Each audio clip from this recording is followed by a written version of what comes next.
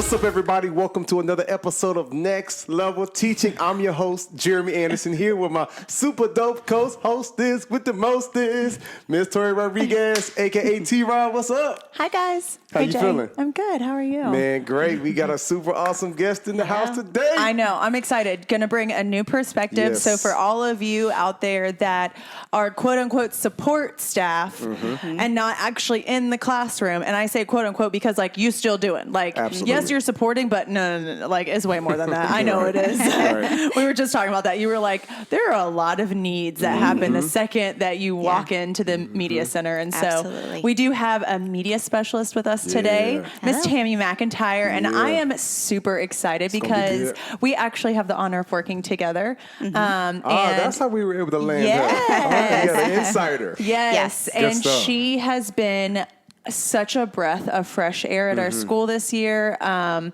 we'll get into a lot of that, but just a lot of the fun things that she's done for teachers to help us kind of survive this year. Absolutely. And then a lot for our kids, like a lot of the tables that she has, like the display sets, just with some really amazing, diverse books.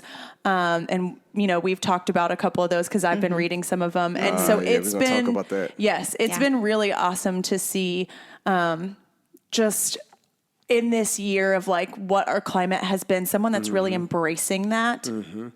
So, obviously I'm super excited. Right. Obviously I'm super excited about the intro bio. Yeah, I know. That was so nice. Before we really hop in, which I guess I already did. No, it's okay. And let me tell you something. You know Tori's really feeling this new climate, as you say, because you got your toes out. Yeah, I know. She got the toes out. Got a little mani-pedi yesterday with Mom. We had I took Friday off. I needed a mental health day this week. Mental health day. Yes. I mean, we talked about that on one of our previous episodes that came out. The best healthcare is self-care. That's right. And it was so funny because Next Level, like the podcast, posted it, the Instagram, and I was like, that's what I'm doing today. Practice what you preach. Like, let me do that. I think I'll go ahead and take one. Yeah, got a little mani-pedi, feeling good. You know, toes out now that the sun's out. Yes. So good. All right, Jay, why don't you let them know who we are here at Next Level Teaching? For those of you that don't know, that's new to the podcast, we want you to laugh, learn, and live your best life. So we're going to have fun today. We're going to be a little goofy. We're going to talk about some real stuff. But we want you to let your hair back, let your hair out, sit back. If you ain't got no hair, just listen and lock in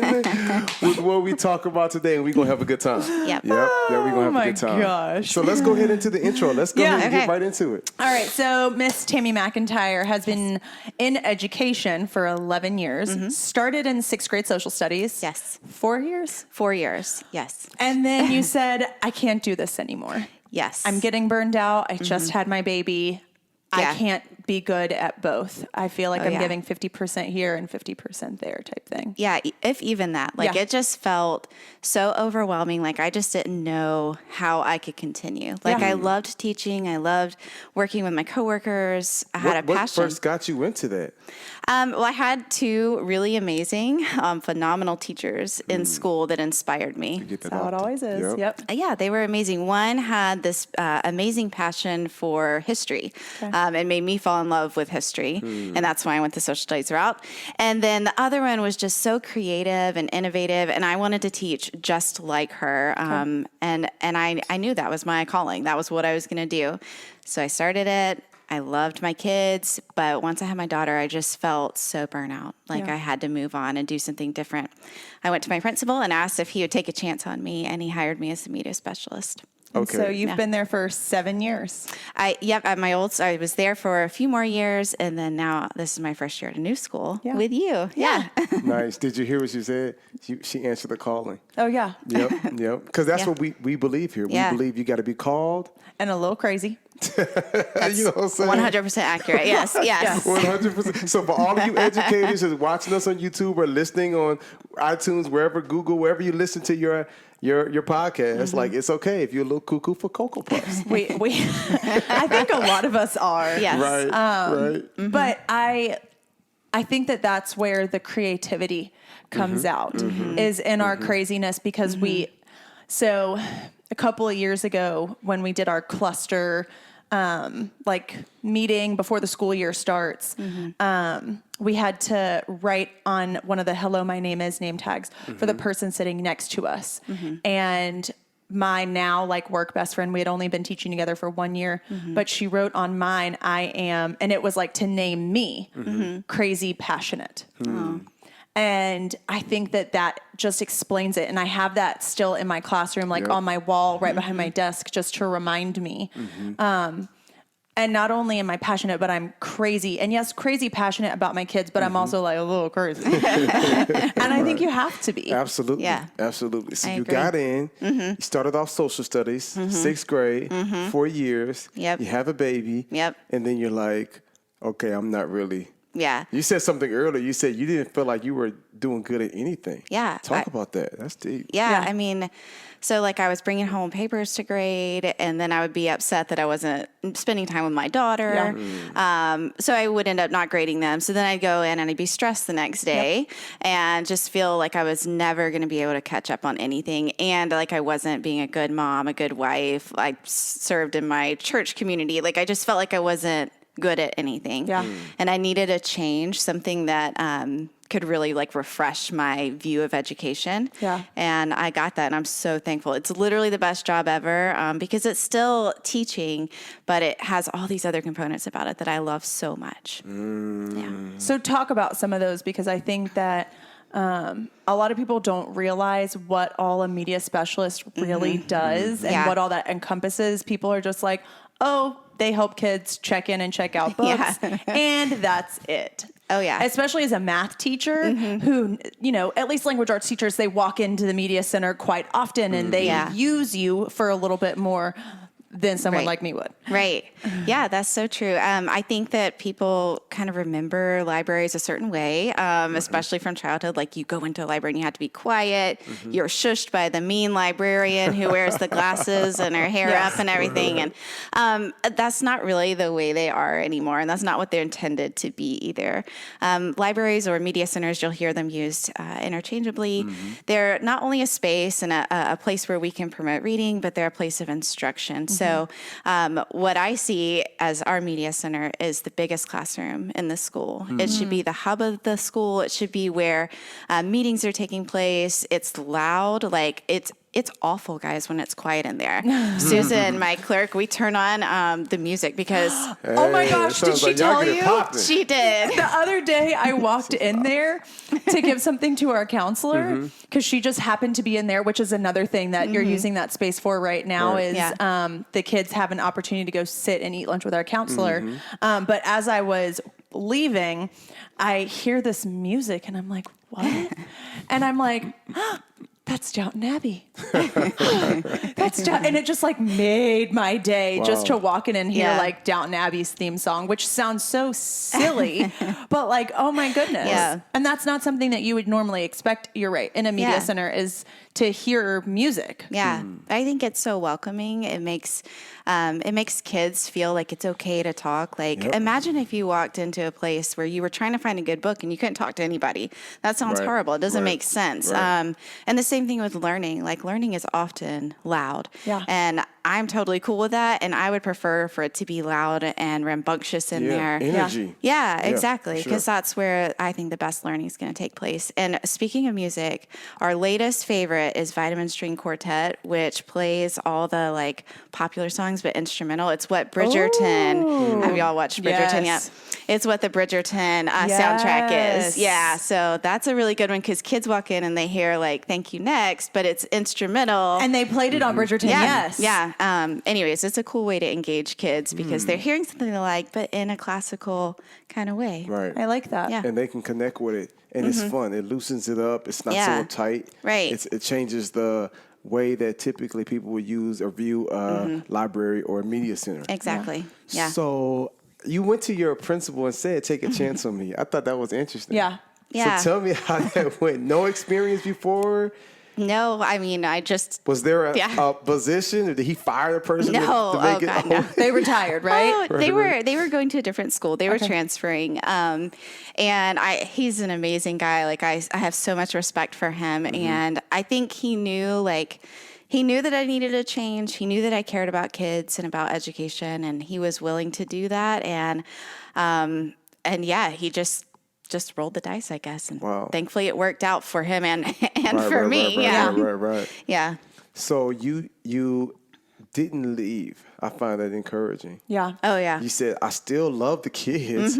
I still want to be connected. Yeah. But Yeah. just teaching social studies, 6th grade, day in and day out, and then go home being for my daughter. I still want to be in the space. I still want to answer the call. I want to just change it up. Yeah. I thought that was refreshing because a lot of people probably be like, you know what, I'm out. Let me just go into marketing or something else. Yeah. So was that your first thought? Was like, if I can stay here, and if they would have said no, what do you think you did from there? Oh, Yeah. that's good. Hot seat.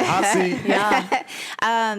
You know, honestly, I think if he had said no and nothing had changed, I don't know that I would have lasted. I could have tried another school, but now that I've worked at 2 schools, I see the issues people have with education carry across the board. It doesn't matter if you're teaching in a Title I school or a more affluent school. So I don't know. I don't know what I would have done. I don't think I could have stayed. I don't think, like, with my mental health and the standards I hold myself to, both as a mom and as a teacher, I don't think I could have sustained it. Yeah. That's good. Yeah. I hear next level when I hear that, because there was a certain standard. Yeah. And it's like, if I can't meet that standard, then let me just step back. Yeah. Because some of the most amazing educators realize that. They get counseling. They do whatever they got to do to make sure that they take care of themselves. Yeah. Right. And so I know a lot of educators have a challenge with this notion of self-care. And we believe self-care is the best health care, but they do begin to think about, or at least I'm trying to help them think about, temple care. Yeah. Because sometimes you can be very selfless with what you do. Yeah. But when you say, but my body's a temple, how do I take care of my temple? How do I make sure I'm in a good space? And so for you educators that's listening and hearing this, what Tammy is saying, she had to realize, like, I'm not able to give my kids the quality of education. I'm not able to be the wife and the mother I want to be. Yeah. And then being a new mom, like, that's not easy. I mean, I'm a guy, you know what I'm saying? But I got a wife. Like, I know every child, the different adjustments is almost like Tracy has to recalibrate. Yep. So I know how challenging that can be, but it's encouraging for you to say, you know what? I might have to take a step back or make sure I'm in a good place. Oh, there's an opportunity here. Okay, let's go with that. And then it was amazing from there. Oh, yeah. I mean, taking that leap of faith and just doing that, I mean, it was scary because I didn't know what it would be like. And I think I was telling you, or maybe I've already said it, I don't know, but I started as a librarian or a media specialist before I'd even taken one class on how to be a media specialist or a librarian. So again, that a very risky move for my principal.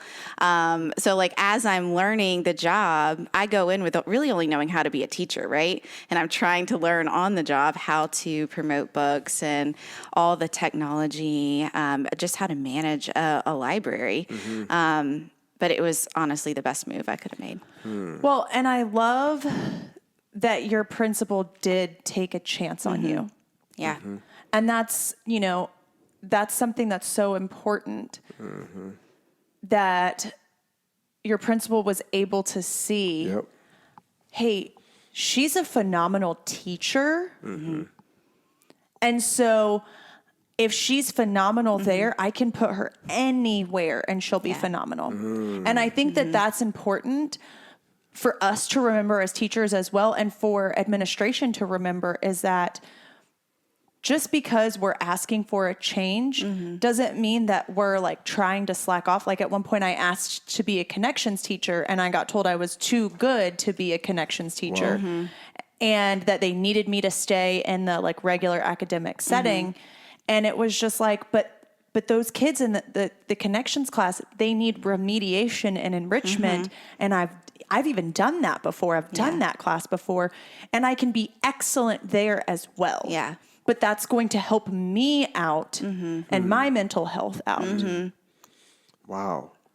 So that's crazy that they're like, you're too good. We don't want to put you there.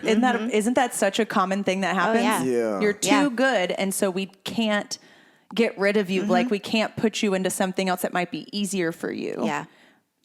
Interesting. They keep you with the difficult kids because you're too good with classroom management. Wow. So you don't end up with the gifted kids that are like the good kids, quote unquote, which they still have their issues all on their own. Right. But it happens quite often where, I have a coworker that's phenomenal, been teacher of the year. She's been teaching at our school ever since it opened, which is over 10 years now. We're at 12, I think. And she just this past year was given the opportunity to work with the gifted kids, even though she's had her gifted certification for years. Wow. But it's because she's so good at classroom management. Wow. That they kept her. Right. And you were so dope. They said, "Hey, we can't lose you. Yeah. We need you to stay here." Yes. So this is what you're asking.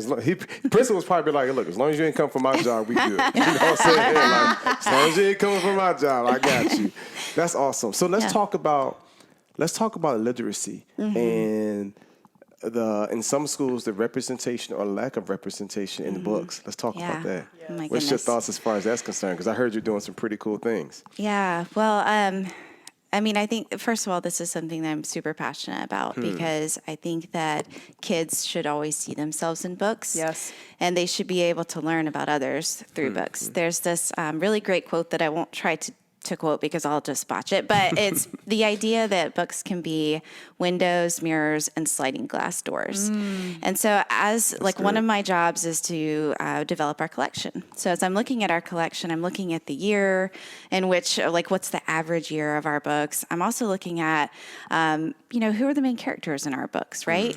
And if we don't see what we see in our school, what's walking down the hall, then our collection is not relevant. It's not up to date, and it's not good for kids. Yes. And so that's when we start weeding books, which people get so horrified about because we're throwing out books. It's a classic. Yeah. But really, this is not a museum for books. This is a library for kids. Freeze! We trying to be relevant. Freeze! This is Well, it not matters. a museum for books. Yeah. Facts. I mean, imagine if you go in and you just see shelves filled with books, but you can't find one where you're represented. Right. Like how defeating that must be, and how that just perpetuates the idea that you don't have as much value as someone else. So we've definitely been trying to really I'd say Gwinnett County has really been working at looking at our collections and diversifying them. They're giving us money to buy books so that we can really make sure that our kids are represented. That's good. Yeah. Wow. So was this something that you were already passionate about having your history, social studies background teacher? Or was it more so when you got in there this role, you said, wait a second, there's a problem here. Yeah. And you want to be about fixing it? Where did that passion come from? Honestly, I think it was more about the school I was at before. Hardly any kids looked like me. So it didn't make sense for me when I'm buying books to buy books that I would, that look like me. So I was trying to buy books of different cultures, different races. And that just got me in the habit, working there for years of doing that. So now when I've transitioned over to this new school, that's just ingrained in me. There are plenty of books out there with white kids as the main characters, animals. There are plenty of books with animals as the main character, and it's hard to find books with Asian characters, for example. Yeah. I sent something to the team. I don't know if I ever sent it in our group chat. It might have been something really cool that I saw, but it gave the stats and it gave the numbers. Yeah. And if I'm probably 95% accurate what I'm about to share, right? But it was 40% of the books had white kids, and then 30% had animals. But then when it came to black or brown kids, it was 15 to 18%. And I was thinking, wow, it's a problem that there are more books that have animals representing other than people of color, Asian American, Hispanic. I was just wow. I know. Yeah.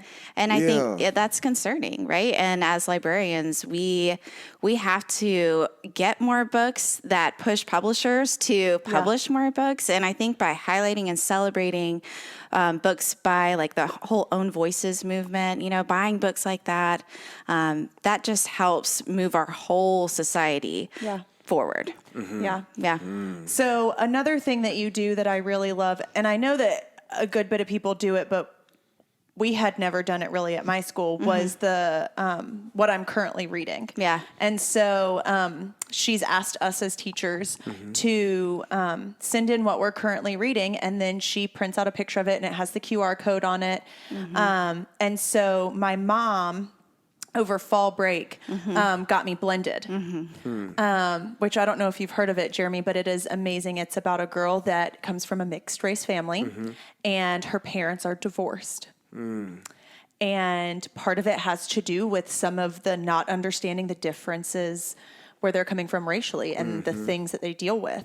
And she talks about the drive from one home to the next, and just how that transition, you just feel like an object being tossed from one place to the next.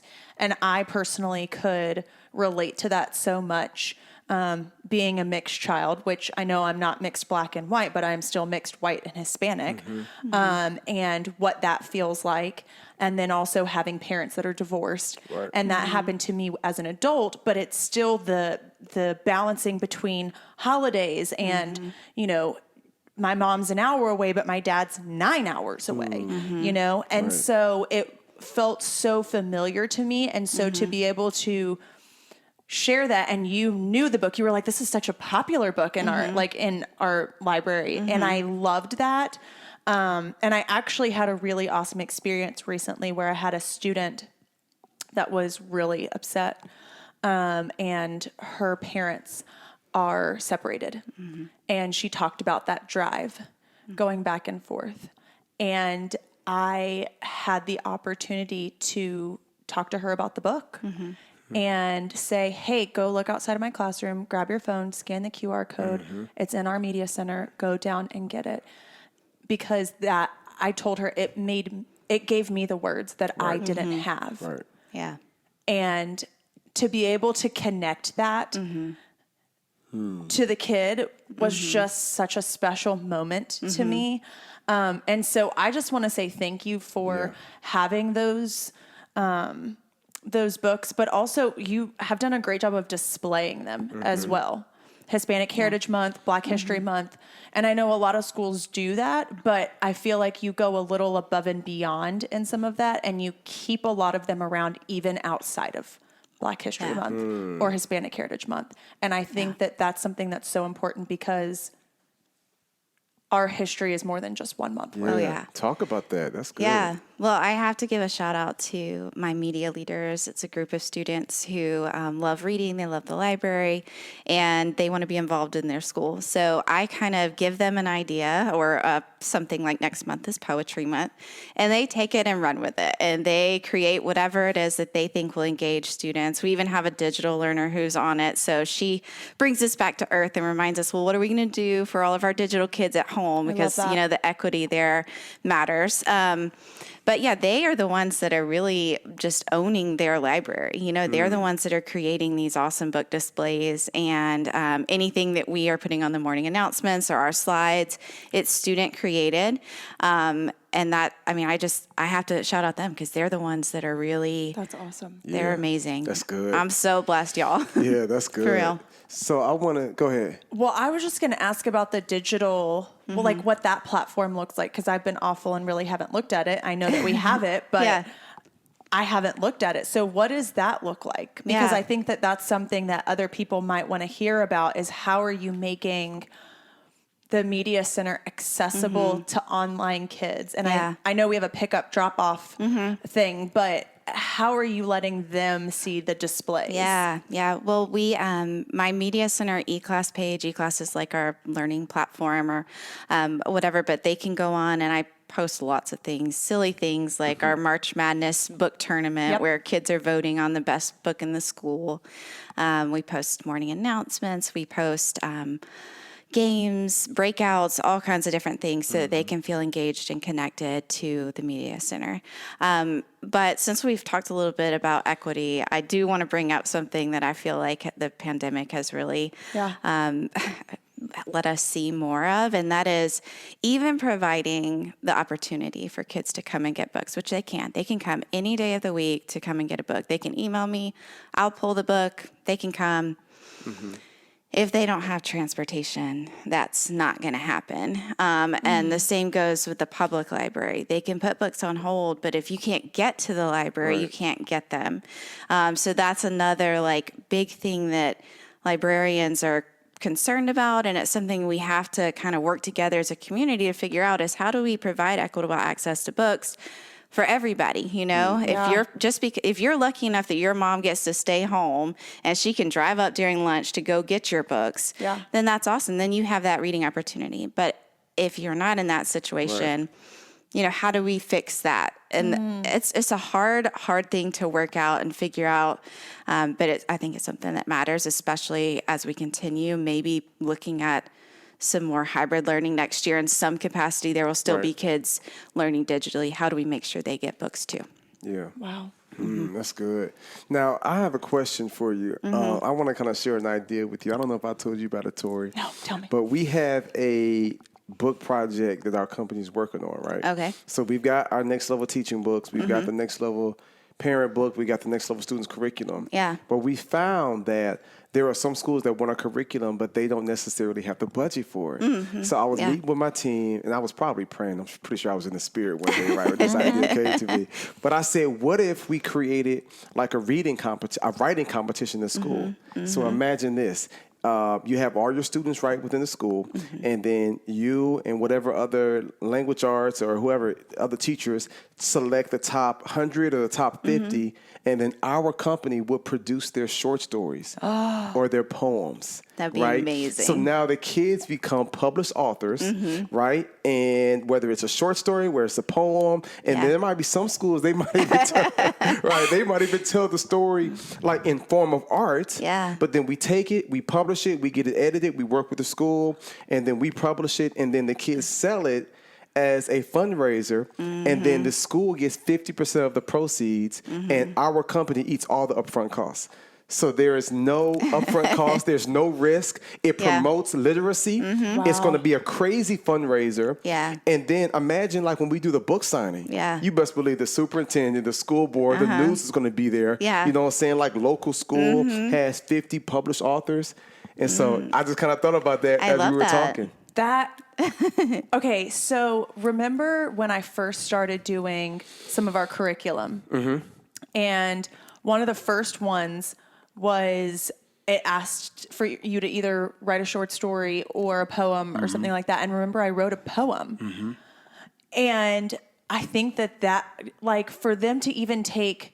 Right. If they do have the curriculum, even to take some of what they've gotten out of the curriculum, because I am not a writer. I am not an author. Also says the girl that said, I am not a speaker. Right. I'm not a podcaster. Sure. Right. Look at God. Yep. But I was so impressed with what came out of me in that moment. And so that is a phenomenal. No, you did not tell me about this. Well, now you know. You know. Because I like it. It's like it solves like 3 problems at once, right? Yeah. Because you have some kids that think reading is boring and they don't think they're good writers. But then you have some diamonds in the rough. It's like your behavior is the worst, but you're a good writer. Yes. Yeah. Right? And so if they're able to share their stories, share their journeys, put it in the form of a poem, it instantly boosts the morale within the school. It increases literacy because now they're writing. They become published authors. It's a good look for the school. Yeah. So if typically, there are some schools across the country, across the globe, where it's that school. But now you got 40, 50, 100 of those students are now published authors. We do a student spotlight where we have the students' picture, their name, their age, their hobbies, the grade they're in, like all of that. And then you're also reaching the fact that there's a potential to have a mixed demographic within that. And so then they are able to read things from people that look like them. And it also gives them, like the kids that are going to be reading it, a sense of, wow, someone my age did that? Right. Right. And it's possible someone for my me. age is going through this. Yes. So there was one school is it Kentucky? Cravens. There's one school that we're looking at partnering with that we're going to launch it with, and they have like 60% Hispanic population. But now their students can share their story and their journey and be able to share some of their experiences. And it's going to be the best fundraiser a school has ever had. Yeah. Way beyond cookie dough or whatever these we kids don't are need selling. any more cookies. Right. Imagine if you got 100. Imagine if you have 800 kids right in the school, and then each kid only averages. Say they just only averages 2 books, right? So that's 2 books times 800. That's 1,600 books. If you sell each book at $20 a book for that student, you know what I'm saying? That's what? That's $32,000. The school just made $16,000. Look at you with profit. your math. You know what I'm saying? Just I'm don't ask so me proud about of the that. That was really Pythagorean good. theory. You know what I'm saying? He struggles, bless him. Right. But I mean, the school just raised $16,000. Yeah, that's There was no awesome. upfront cost. We take care of everything. So that's something so I just thought about that as we were talking about literacy and representation and the importance of representation. That's just something else that as a company, the Jeremy Anderson Group will be doing to help schools raise more funds, but then also to be able to bring more awareness into literacy and the importance of it. And so we'll have some more conversations. Yeah, I like that. So I want to talk to you a little bit more about some of the other engaging things that you've done. We just had one this past week. Was it this week or last week? Which one, Tori? Because we did so many. It's so many. Harry Potter? Yes, it was so good. And Caroline's my best friend, Yes. and she was the headmaster for Ravenclaw, right? She was for Ravenclaw, yeah. And so I know that she was super excited and got all dressed up for it. And I saw the kids running around the hallway, and they were like, "Hi, Miss Rod." And Caroline comes running by. She's like, "Hi, Tori," and then keeps running. And I'm like, "I don't get a hug." She's like, "No, we got to get back to the media center." Wow. And to see kids running through the hallway, excited, but also reading. And so talk to us about that. So Harry Potter Book Club is something I've done for a few years, and it is really a fan club. I call it a book club because it sounds more official, but it really is just a fan club. Right. And we do trivia. We have, in a normal year, we have snacks. This year we had to get creative with COVID and everything, but it's just a chance to celebrate the series. And the kind of end of it and the best part is a epic Horcrux hunt around the school. So if you're not familiar with Harry Potter, this won't make any sense. But basically, we hide things around the school, little pictures, and the kids get a clue sheet. They have to go find it. They dress up. They have a head of house that's running around with them that's a teacher just to make sure they don't do anything illegal or crazy. Right. And then we also put Death Eaters out in the hall, which are just other teachers who try to stop them with spells. And it's such a fun, loud and crazy thing. Is it week long or is it one day? It's just one morning. It's one morning. But I mean, there's so much anticipation. So they get dressed up too? Yes. Oh, okay. Oh, yeah. Okay. They really, they loved it. In their colors and everything. Nice. And it was so fun. And I heard multiple people say, this is the first time it's felt like normal school. I had a girl tell me it was the best decision of her life, which was really funny and cute.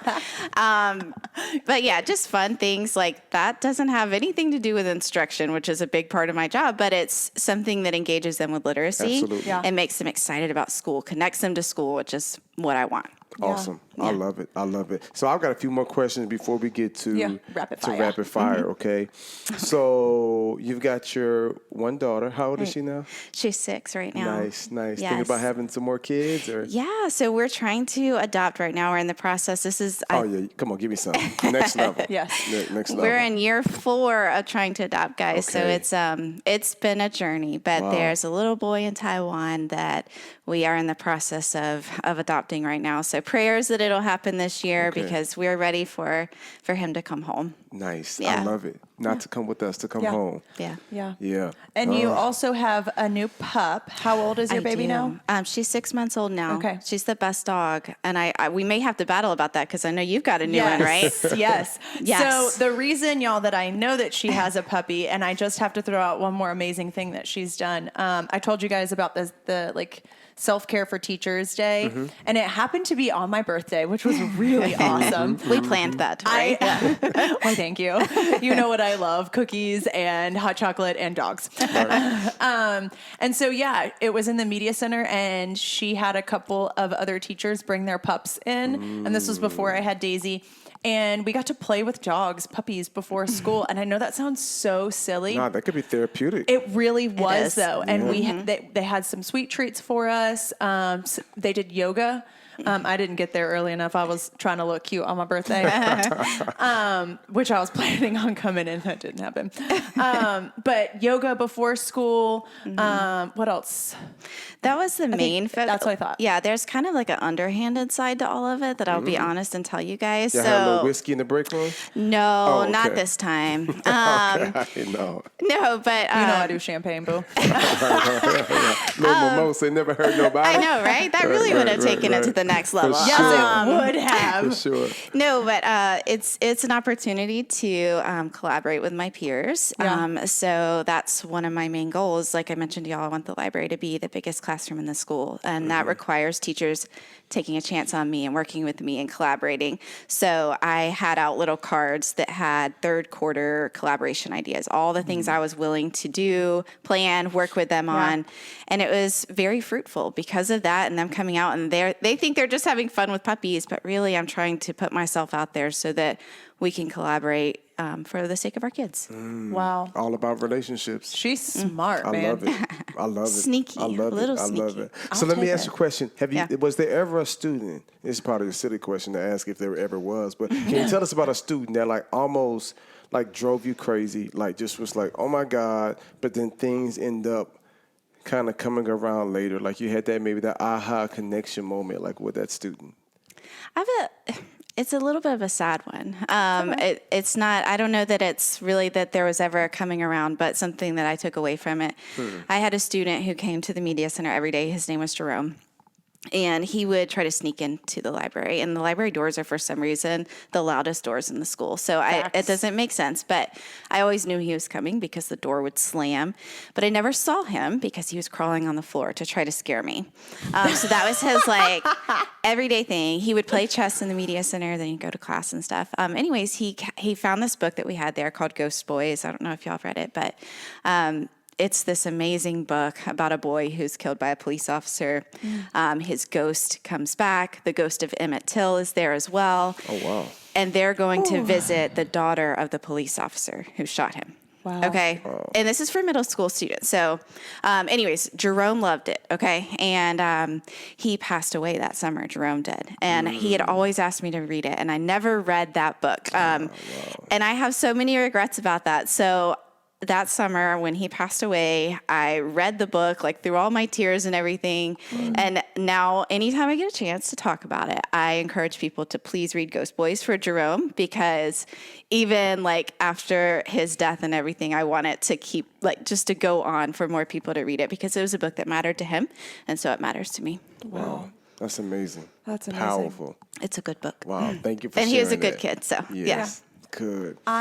I want to stay there real quick because I know you brought some books with you. I did. And I want to just give you, right before we hop into rapid fire, a moment just to talk about some of the books that you have that you love. You want us to grab them? I got it right she here. got 'em right there. So you're Yep. ready. So We're prepared. Yeah. I love it. Okay, so just real quick, I can't do all of them probably. How much time do I have? 1 minute? No, you got a few minutes. I got it. I'm okay. Mm-hmm. Okay, so this one I read this morning. It's a very short little book of poetry. It's called For Everyone by Jason Reynolds, who's my favorite middle grades author. I highly recommend this. It's literally just one long poem, and it is awesome. That's one of my favorites. Refugee for middle grade students. A lot of our students are reading this in class, but this gives a really cool picture of what it must be like to be a refugee. And what I love about this one is he looks at, Alan Gratz is the author, he looks at a refugee during World War II escaping Nazi Germany.